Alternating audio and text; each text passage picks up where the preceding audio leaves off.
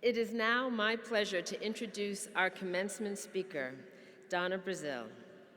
You know her as an academic author, syndicated columnist, political commentator, and political strategist. She has been making a choice to change the world since the age of 9, when she worked to elect a city council candidate who had promised to build a playground in her neighborhood. The candidate won, the swing set was installed, and she has been engaged in politics ever since. Donna Brazile has worked on every presidential campaign from 1976 through 2000, when she became the first African American to manage a presidential campaign. Many of you know her as the author of the best-selling memoir, Cooking with Grease, Stirring the Pots in American Politics. But she is also an adjunct professor at Georgetown University, a syndicated newspaper columnist for Universal UClick, a columnist for Ms. Magazine, and the Oprah Magazine, and an on-air contributor to CNN and ABC, where she regularly appears on This Week. We are tremendously grateful that she is here, especially because Sunday is the day of the week that she is usually on TV, sharing her commentary. And there was a lot of encouragement for her to be on ABC live today, but she is a woman of her word. She taped her program, and we are grateful for that. Thank you. You can read in your program about her many awards and accolades. What the program does not say is what others have said about her. I want to share this quote from the New York Times. Donna Brazile is hard to ignore, given her penchant for candor and 20 years' experience in the making of Democratic presidential candidates. She feels that getting a candidate elected takes the same artful mix as cooking up a fine gumbo, and her political opinions are as fiery as Tabasco. That sounds like a Spelman woman to me. And like Spelman women, Donna Brazile understands the importance of being actively engaged in her community and being a global citizen.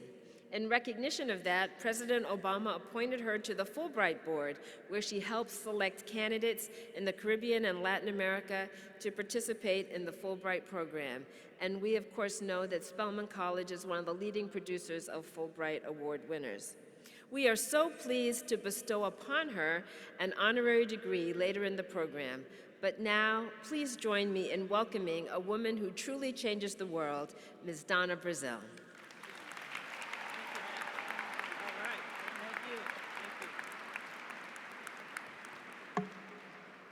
Thank you so much, President Tatum, and thank you for your tremendous leadership for guiding this school for over 13 years.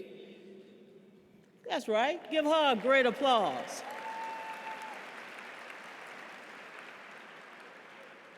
Madam President, we stand on your steely shoulders. We are grateful for your leadership, your wisdom, your tenacity, your willingness to serve. And I want to congratulate you as well for all of your accomplishments. And I know to your family, you might be able to spend a little bit more time with her, but she will always be part of this great institution. So thank you, President Tatum.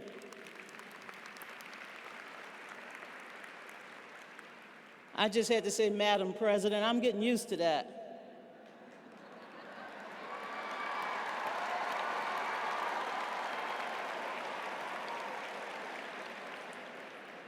And to members of the faculty, to the administrators, to the staff of this distinguished university, to the special alumni, the bronze and silver, all of you of Spelman College, thank you so much for being here. I had a chance before lining up this afternoon to see a wonderful friend, a woman who I can only tell you has been a role model and someone that I have admired all my life. Ms. Christine King Farris, I know you're here. I just want to say once more, God bless you, Ms. Farris.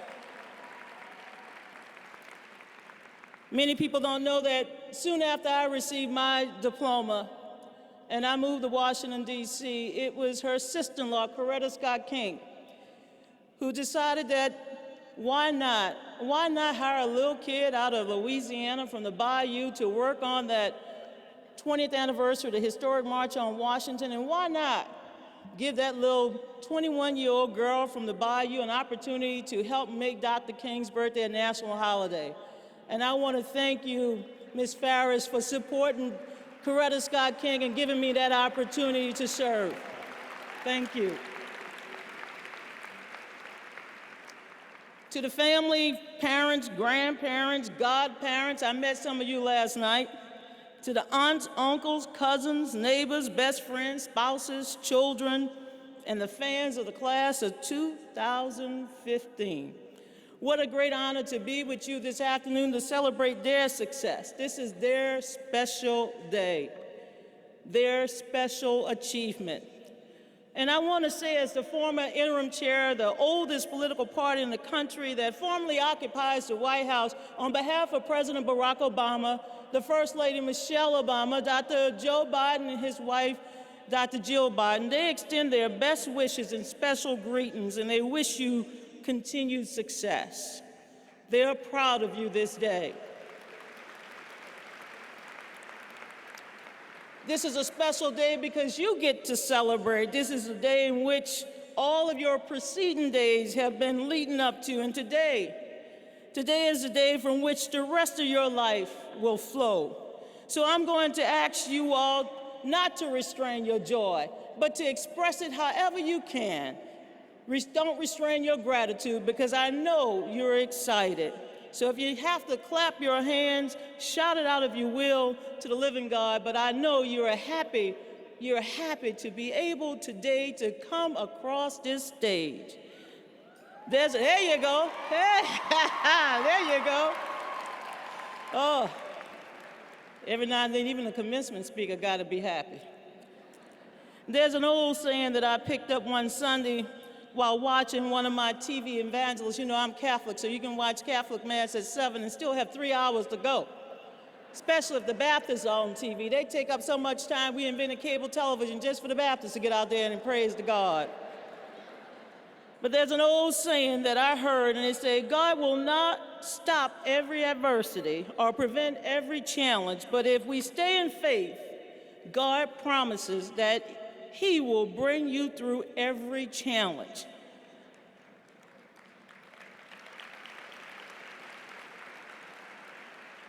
So as a Catholic girl, I have to believe that what that saying is that God will get us where we're supposed to be, and today we're supposed to be here at this anointed time and this anointed hour. They said God never promised us smooth sailing, but God did promise us a safe landing. So today you have landed on this stage because this is your moment, so seize it. This is your time, believe it. And why you? Because there's no one better. And why now? Because tomorrow is not soon enough. This is indeed your day, a day where we celebrate all that you have accomplished. And now, we begin today to look at you not as students. Oh yeah, some of you will go on to law school and medical school and graduate school and extended schools and more schools, and God bless you. But I gotta say, Spelman College, this school has a distinguished history of educating Black women. For almost 150 years, Spelman has been a leader and a pioneer. I have met and known so many of your graduates, and I am pleased now that I am on the Fulbright board to start sending y'all all over the world. Your graduates have gone on to distinguished careers to serve our communities and to be leaders in academia and in business, the arts and science and technology. Indeed, the flag of Spelman has even been planted up in space. You can't get any bigger than that.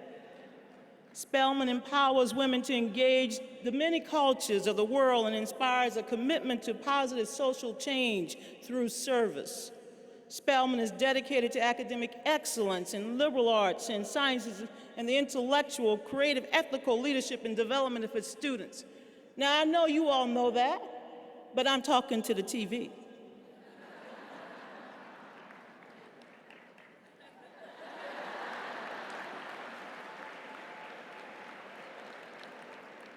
That tradition, that legacy, ladies and gentlemen, that history has stood Spelman and its students in good stead.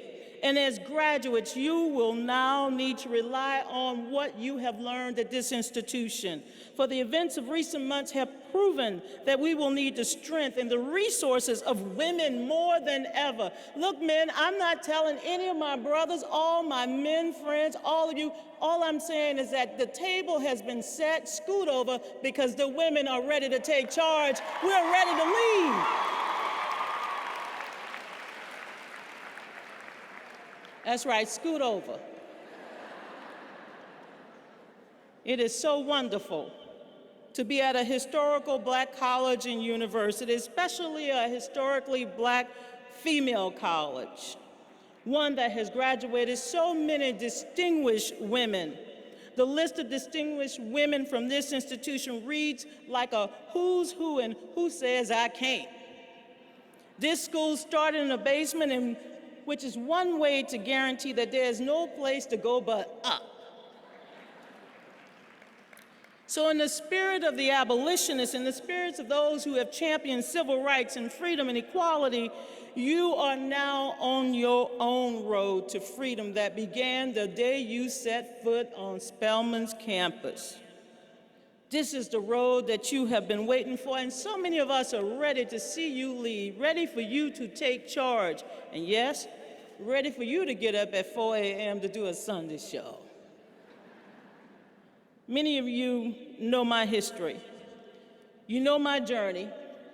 I'm the third of 9 kids: Cheryl, Sheila, Donna, Tater, Chet, Lisa, Demetri, Kevin, Ziola.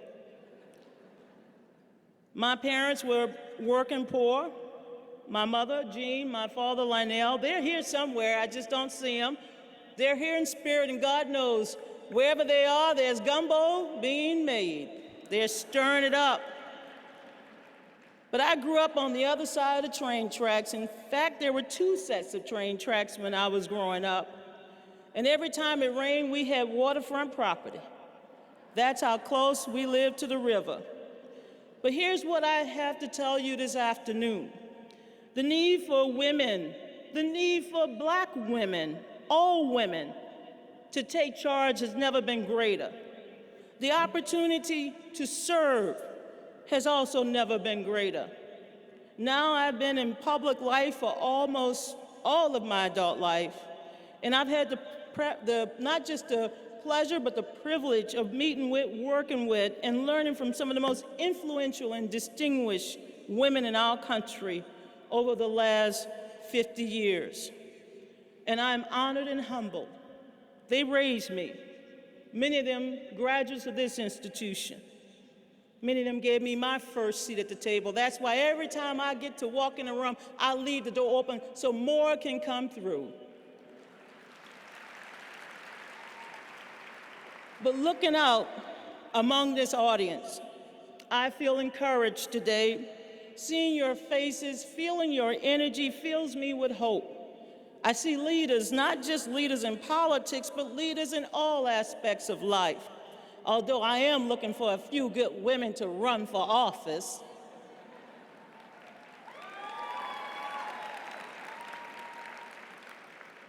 Trust me, if we can put a Black man in the White House, we're gonna put a woman in the White House, we're gonna put Hispanics in the White House. By the time we finish and your generation finish, everybody, that White House door is gonna be so wide open that they won't even know what happened. But it happened under your watch because you made it happen.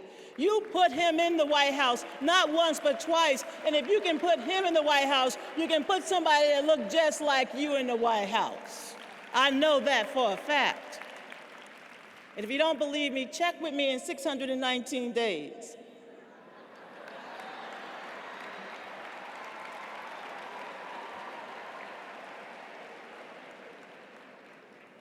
Sisters, find your path, find your niche, find your passion, and get involved. We need you. Go ahead and lead. It's too easy to go the route of me first. Certainly it's important to take care of oneself, one's family, to find security and satisfaction in one's life and one's job. Whatever choice you might make, believe in yourself. But it's also important to carry on the tradition and become a leader, however large or small the community, however large or small the job or the organization. And don't be afraid. Don't be afraid. Don't be intimidated. Fear has a way of making you weary. As Alice Walker, one of Spelman's most distinguished alumni, said, "Nobody is as powerful as we make them out to be." Just a few days while I was grading my papers, firming up all of what I call the exams for my students, I got a call from the mayor of Baltimore. She wanted some help. Then later I got a call from the newly installed Attorney General. And later that afternoon I got a call from someone who was head of the Maryland National Guard, their office. Ladies and gentlemen, by the end of the day I said to myself, IB, they're all black women. What's going on? God has called on black women. As you can imagine, the discussions were intense. But the one thing that struck me is the fact that black women are taking charge. Women are taking charge. And later that afternoon, when I heard Marilyn Mosby, the Baltimore City Attorney, I said, oh my God, heaven must be in need of some leaders. We got nothing but black women in charge. More than that, black women are finally being seen as leaders. We are finally finding our place at the table, finally being given credit and credence, finally being listened to. Yes, they're listening. Even when they disagree with Michelle Obama, they're listening to the First Lady of the United States of America. We now have the opportunity, and we have to seize it, to seize this moment, to take advantage of the opportunity, and to get into the arena. And I say arenas, plural, because the opportunities for leadership are not limited to politics. In every field of endeavor, more and more black women are taking charge, becoming leaders, and it's a natural move, a transition so obvious, so necessary that no one who understands the dynamic of our country, and indeed our world, is surprised. You have degrees in diversity of fields, and in each one of them, we need leaders in every field that you will go into. Whatever your major, sisters, the opportunity is there. I fully expect to see women as leaders, not just in politics, in sports, hey, why not? Academia, finances, the sciences, entertainment, whether it's Wall Street or Silicon Valley, where you'll be with my great homegirl, Lisa Jackson, Hollywood, where you might see me. Oh, y'all gonna laugh? I've been on The Good Wife 3 times, House of Cards twice. I just filmed Being Mary Jane. I've done. But at this age of my life, I'm probably best suited for the Game of Thrones. But ask yourself, why am I calling upon you to get ready to lead? Why am I telling you to prepare yourself? Why am I urging you today as you prepare to get your degree and go forward? Well, let me tell you simply. I call it the 3 C's: crisis, chaos, and community. I'll take them in what I call turn. But remember, I'm Catholic, so unlike the Baptists and the Protestants and the others, I start low, go slow, rise fire, strike fire, and I'm gonna sit down. What do I mean by crisis? A crisis can be anything up to chaos, up to a real disaster, natural, man-made, human variety.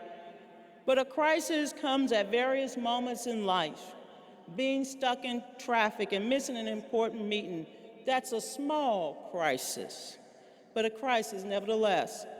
We can define a crisis as any change in what we would call the routine of normal or normalcy of life. A crisis, in other words, presents challenges. And of course, when we think of a crisis, we think of something more than being stuck in traffic. But a little crisis, and I say a little crisis, has the same solution as a big crisis. Embracing the challenges and opportunities, discovering the source of the problems, bringing people together, implementing innovative and comprehensive solutions. Above all, when you're in a crisis, don't panic. Don't walk away. Don't get frustrated. Don't get angry. You have to seize the moment and make sure that you are the storm. You are the calm in the storm, and you can navigate anything that you see ahead of you. Above all, when solving a crisis, and this applies to managing chaos, real disasters as we saw in Ferguson and Baltimore, it's imperative to remain civil, to engage in discourse, and to keep the goal in mind, correcting the problem and moving forward. Remember, you have been prepared by one of the best colleges in the country to meet the challenges and embrace the opportunities. Now, what about chaos, managing disasters?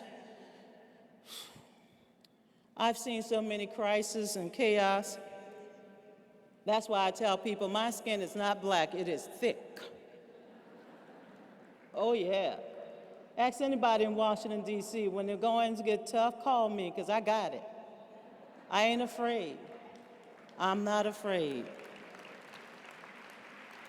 But managing disasters requires tricky, it requires immediate intervention. And as leaders, you must be prepared to confront chaos and tame it. Otherwise, you become part of the disorder. There will be moments when things seem to be spinning out of control, and believe me, I've been there. That's the time to take a step back and focus on the primary needs, the most urgent problems. The same skills that help you manage a crisis will help you manage a disaster, but we have to apply them more intensely. Fortunately, chaos is not an everyday occurrence, but when something erupts, as we saw in Ferguson, in Baltimore, and elsewhere, it becomes imperative to calm things down, to get the situation under control, and to deal with the issue. Often the true character of a leader is tested in time of chaos. Her ability to take charge, the confidence she evokes, getting things done, that is what we expect of a leader. Again, you may have moments of chaos on a smaller scale in your personal lives, your professional lives. We never want to have to confront a disaster, but if we're prepared, you can manage it. Finally, we need community leaders, or as we often say in Washington, community organizers. Think of President Obama. See the organizers in the House. There are many different types of communities, and we all belong to more than one community. But there's one essential feature that every community leader has: the ability to bring people together, the talent to bridge gaps, find solutions. A community leader has earned the trust of the members of the community because she knows how to listen. She acknowledges the concerns of others and gives them credence. Listening is part of what I do each and every day when I'm called to go on television. I don't react. I listen, and then I speak. We cannot solve the problems of our larger community until we start to solve the problems of our smaller communities. We need to improve the quality of education across the board. That's both an immediate need and a long-term problem. Our children need us. Our children require us to be present for them in their lives. And that's why we need leaders right now. I can tell you that the best community leaders spend a lot of time listening, particularly to the stories. That's how we get our points across, how to let others know how we feel through stories. So listen to the stories, and you'll not just hear the complaints, you'll hear those too, but you'll discover ways to solve problems.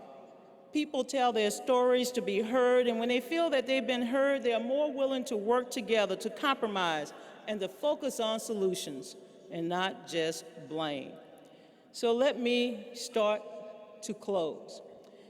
Being a community activist isn't a choice, it's an obligation.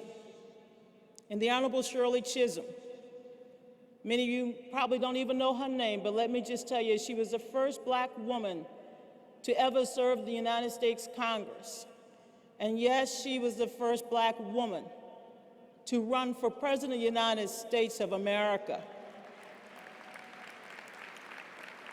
And 30 years ago this summer, she convened, along with Dovey Roundtree, a graduate of Spelman, she convened Black women from all over the country to encourage them to run for office. And today there are 19 Black women serving in the United States House of Representatives. I have to think that Shirley Chisholm had something to do with that.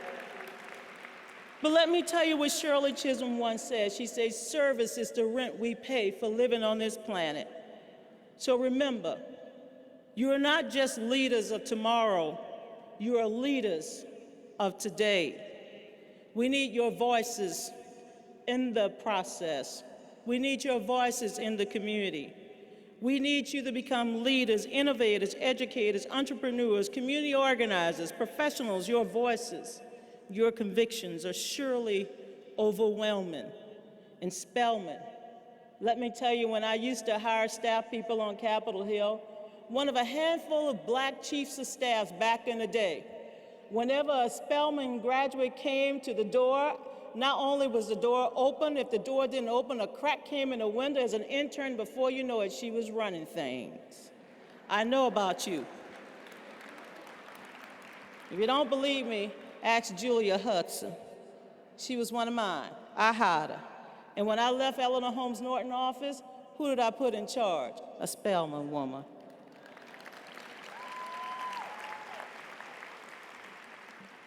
So go forth. Be kind to yourselves. Remember that being a college graduate doesn't end your education. In a real sense, graduating is the start of your education. Take it from me, it's easy to fall into a rut, to get comfortable with routine. But education, as you've learned, is about challenging yourself, doing things you didn't think you could do. Some of life's challenges will find you, but some challenges you will have to seek out and set for yourself. And as you go forth to transform your communities, take time to find the joy in life. Turn off the cable news every once in a while. Turn off the electronics and go for a walk. Appreciate the simple pleasures in life. The world is full of anger and fear and people trying to rile us up. Yes, there are serious problems, deep problems, but we're not going to solve them overnight. Let's tackle what we can solve and look for the joy in the little things. Seek the quiet moments, and you should always find time in your day for quiet reflection and prayer. It keeps us humble. And it keeps us on an even keel even when the chaos of the world seems overwhelming. Be grateful, especially when times are rough. Even in the roughest of times, there's plenty to be thankful for. Appreciate that God is there when we call. Oh yeah, I'm living proof that when you call, God answers. And if you don't have an open line, may I suggest today that you find time to open up the line. I guarantee you it's free, unlimited minutes. And yes, you can download. The Holy Spirit comes through that. I know all of this because my ex-boss created the internet. But appreciate that God is there when you call and accept that you are not in charge. God is. So when things seem to go wrong, around the corner is a change for the better we could not conceive. When door closes, look for a crack in the window because there are blessings that will come every day your way. Find them, create them, seize them, treasure them, share them, all of your blessings. And yes, Madam President, I got to remind them to get involved, make sure that they're registered, volunteer. Not every reward comes with a paycheck. In fact, some of the best rewards don't come with money attached. find them, and treasure them. And sometimes it's the little extra that count the most. So get involved. It's another way of giving back and paying forward.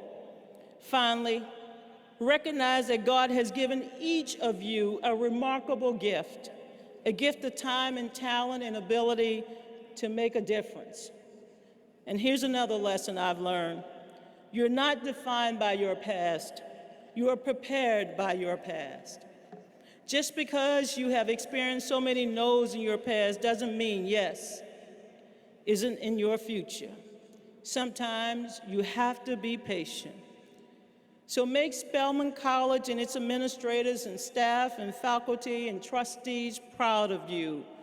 Make your families proud. Make yourselves proud, not only of what you've done, but also what you will do to change this world. I know you can do it. I know you are the leaders that we've been waiting for.